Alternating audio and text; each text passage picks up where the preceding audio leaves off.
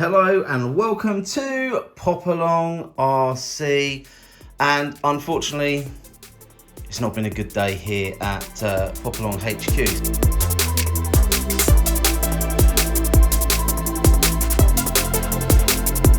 So the wife has told me that she thinks I have too many cars and I need to get rid of some. So if you're familiar to the channel, you will know that we have quite a collection of RC cars. Some are with me and some are with Mark, and these are just some of my race fleet. We've obviously got all our bashers that we also take out, such as the Corrali Asuga, Corrali Maraca, the Radix. We've got a vast collection of short course trucks as well. But when it comes to racing, these are the cars that I spend most of my time messing around with. So what I was going to do is talk to you about a few of them and then maybe think about getting rid of a few. So here we go. The first car is the TT01. This is the car that I use the most for over the last couple of years. So this is my indoor carpet car, geared up with a 2458. I always keep a little note of that on the top deck so that I can quickly grab a car and know it is the right one. So as I say, this car's probably seen the most action over the last couple of years, and that is my indoor carpet car. Moving over here, currently set up as a truck, is this car. I've had to take the insides out of it, but this is my 2855. And you can see that the top deck's been cut down. This is actually my iconic cup car. So this car has been run, I think, at 5 rounds of the iconic cup over the last 2 years. So that's only sort of 5 weekends. It's probably been run on 10 different days. So that car hasn't actually been used a great deal.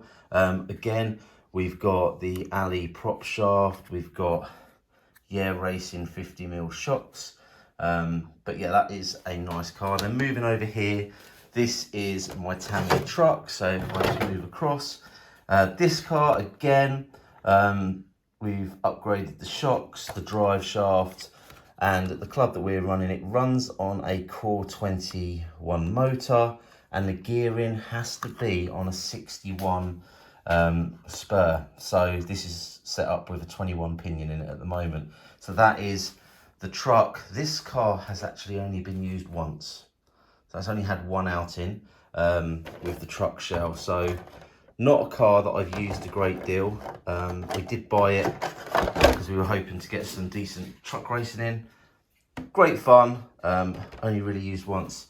So moving over this way, again, this one, all the ones that you've seen so far are the TT01Es, whereas this one here is just a straight TT01.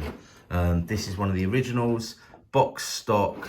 It's got the original ESC with the servo built in underneath, and the receiver's also built in there. We've got these unique plugs, bit of a naff motor. I might need to change that motor actually. But yeah, that is the most iconic of the cars, because that is a original running my BT shell. And if anyone's of my generation, you will know all about BTs. That was the place to be as a kid. Then we come over to this car. This is the TT02 that raced against Kev Talbot. So Hobbyco, which is the UK company that import these cars, sent us this one. As you can see, it's had a little bit of work done on it since. So since running it against Kev Talbot, I have actually added many of the Fast Tracks hop-ups. I did actually put all of them on the car, but I did find that because of the design here, let me just spin it around. Because of the design here on the steering, okay, on the plastic, you have these drop downs that stop it oversteering. So what I actually had to do is put the plastic ones back in here, and as you can see, there's a little stopper there that stops the car oversteering. What happens when it oversteers is it just, you pop the drive shafts and it locks the steering up and things like that. So you need to have something to control the steering. If you're out on the street messing around, it's not too bad.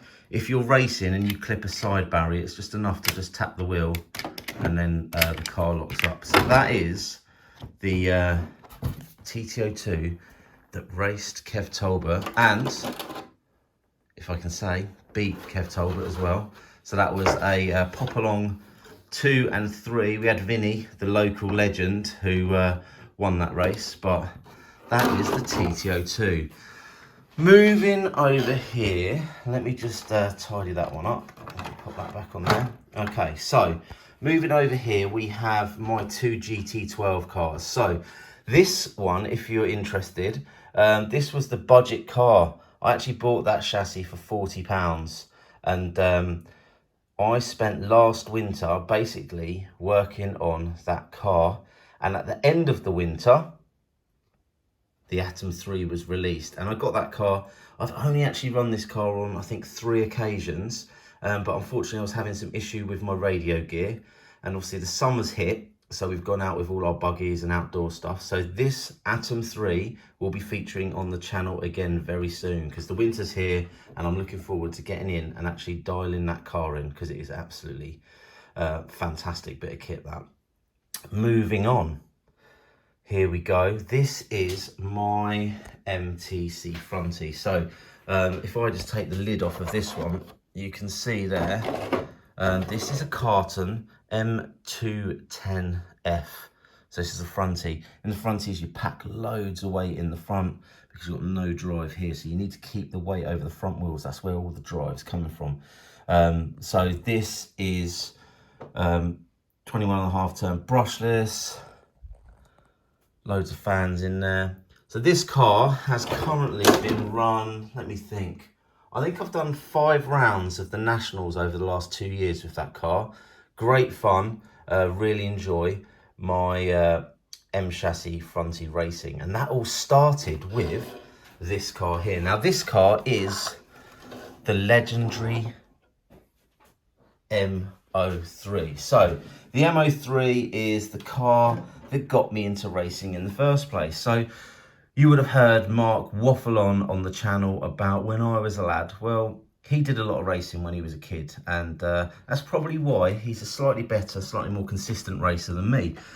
I didn't do that much racing as a kid. In fact, I did no racing. I drove RC cars around the street, and the RC car of choice for me was my Hot Shot, which I've got the re-release of, but I'll share that in another video. So racing wise, my racing didn't start until I got myself an M03, and I ran this over at Leighton Buzzard, and we then kitted these cars out to Iconic spec and ran them at the Iconic Cup, which is an amazing, amazing event. Unfortunately, you cannot get the spares for these cars anymore, which is a little bit frustrating. It's quite hard to maintain these cars, but the good news is the Iconic Cup have changed their rules, and they're going to be including the M05.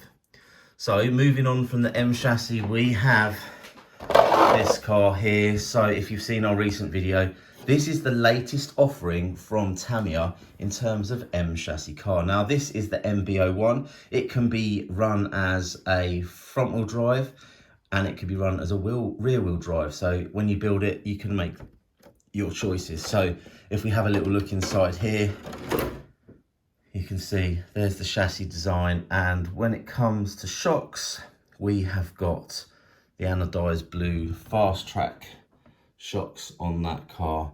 Do you know what? Driving this car was actually quite pleasurable. It was a nice drive. Handling straight out the box was pretty good. It did feel very similar to the M03 in the way that it performed on the track. The only issue that I was having was with its durability. So on the bottom here, we've got these little cups, okay, and they basically just pop straight through. If we have a quick look underneath, these little cups here, when you hit the side, these were just popping out, and when that happens in the middle of a race, it's pretty much race over, because by the time they've been pushed back in place, the cars are miles up the road. In fact, you've probably been lapped. Now, I did actually have a thought. I had a little look, and there's a very similar design here on the TT01, except they have this extra plastic little spacer, which should stop those popping through.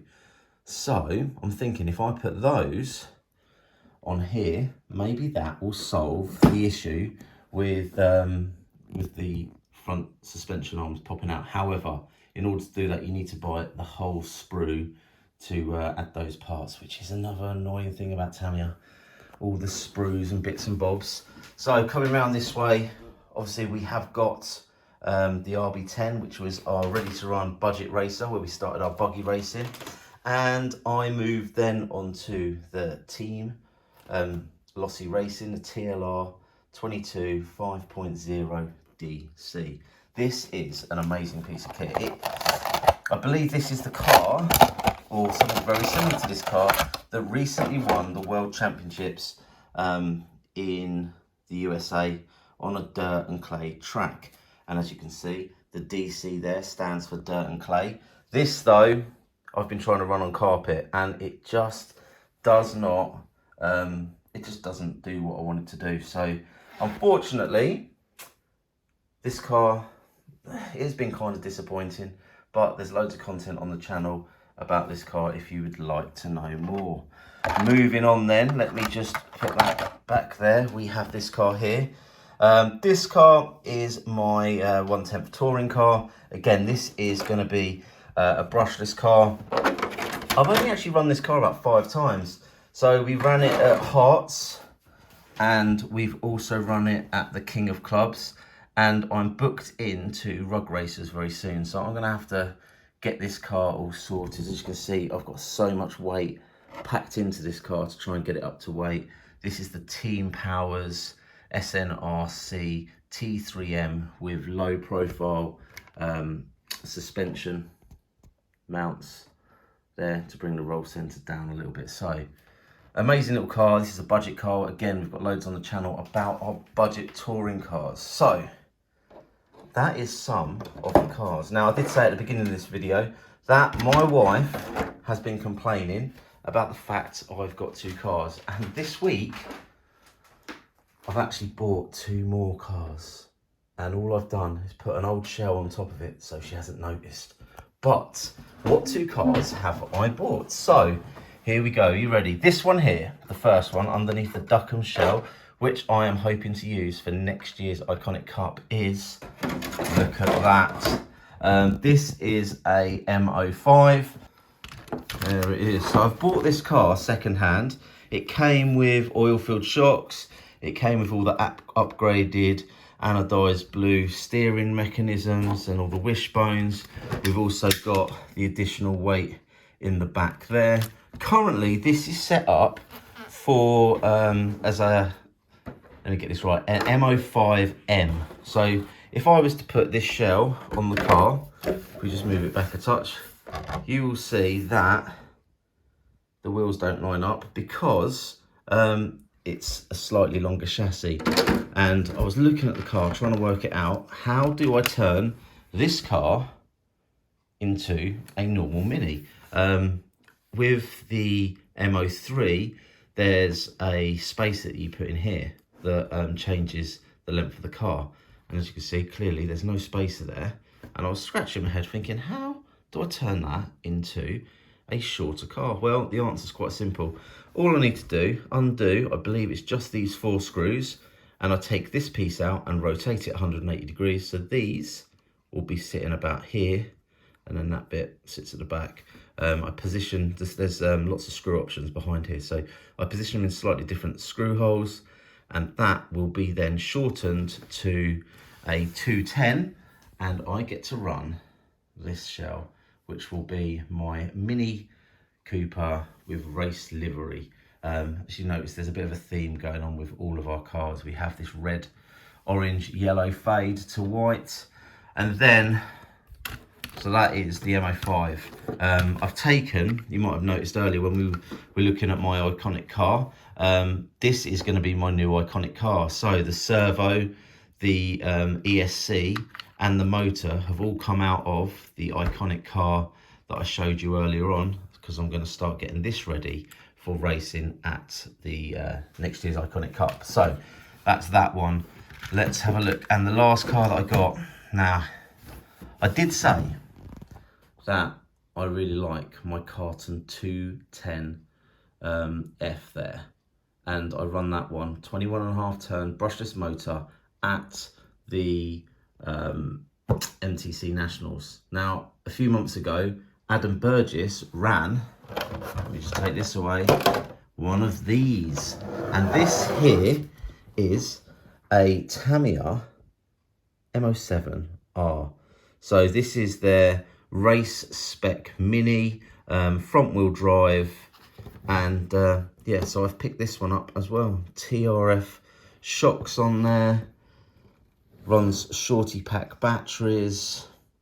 So this car again is in need of some work. Currently it's got a 540 motor in, so what I need to do is take that out and fit a 21.5 turn brushless system in this, and that is another project which will be coming to the channel very soon. So although the wife was telling me I've got too many cars, that's 2 cars I've bought this week. I've got another one ready to be ordered because I am going to be moving on from the TLR, and I am going to be getting myself the Schumacher LD3. And also, rumour has it that Relalo are going to be sending us one of their latest speed car offerings. So if you like what you see, you want to know more about racing and this crazy growing collection, do like, subscribe, hit the old ding dong bell, and we will see you soon.